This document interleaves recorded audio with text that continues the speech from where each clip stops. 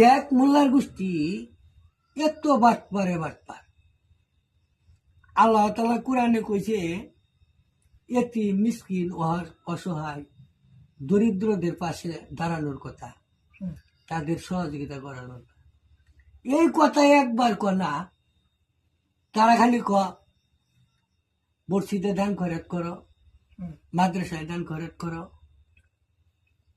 এই করো সেই করো, তারা করে। এই হাদিস একবার কনা আল্লাহ তাআলা স্পষ্ট সূরা মাল বিভিন্ন হাদিস এতিম মিসকিন অসহায় দরিদ্রদের পাশে দাঁড় হইলেই তোমার সালাত প্রতিষ্ঠিত হবে।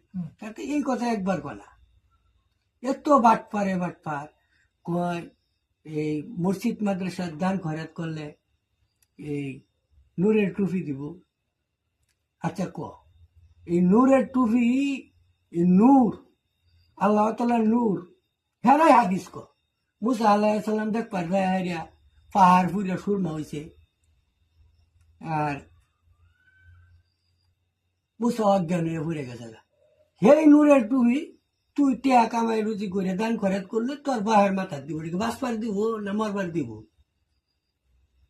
কত বাটপারের বাটপার, কে এটা করে খাওয়া লাগে তারা। শরীরে কি আল্লাহ রক্ত মাংস দিছে না? শক্তি সবল নাই, কাজ করে খালি সমস্যা কি? দিনের নবী কাজ করে গেছে, দিনের নবী হযরত মুহাম্মদ সাল্লাল্লাহু আলাইহি ওয়াসাল্লাম কাজ করছে, কাঠ কাটছে, এই জীবিকা নির্বাহ করছে, কাঠ কাটছে, এরপরে খেজুরের বিনিময়ে কুয়া থেকে পানি উঠেছে। এটা হাদিস তো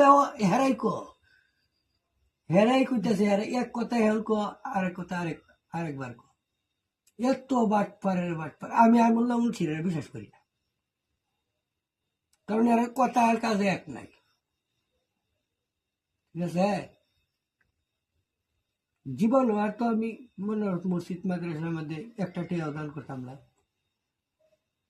দিতাম না, মানে বাটপারি ধরা গেছে।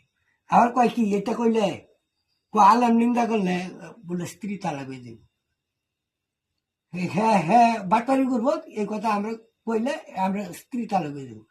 এই শালার ঘরে শালারা এই হাদিস যে কইতে ফাইলু একমাত্র আল্লাহ জানে আর হ্যাঁ জানে।